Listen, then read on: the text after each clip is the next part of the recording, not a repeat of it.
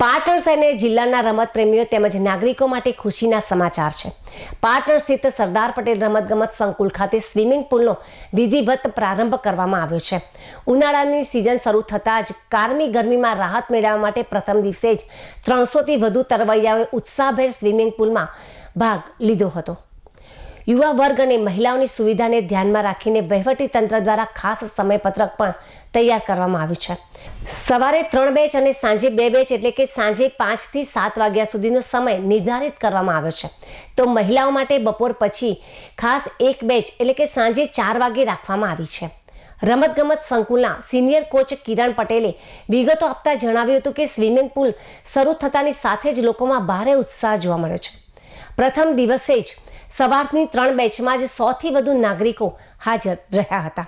અત્યાર સુધીમાં કુલ 300થી વધુ પુરુષોએ રજીસ્ટ્રેશન કરાવી સ્વિમિંગ પુલનો લાભ લીધો છે। આ સ્વિમિંગ પુલ શરૂ થવાથી પાટણના યુવા ખેલાડીઓને પ્રેક્ટિસ માટે અને સામાન્ય જનતાને ગરમીથી બચવા માટે એક શ્રેષ્ઠ સ્થળ મળી શકે તેમ છે।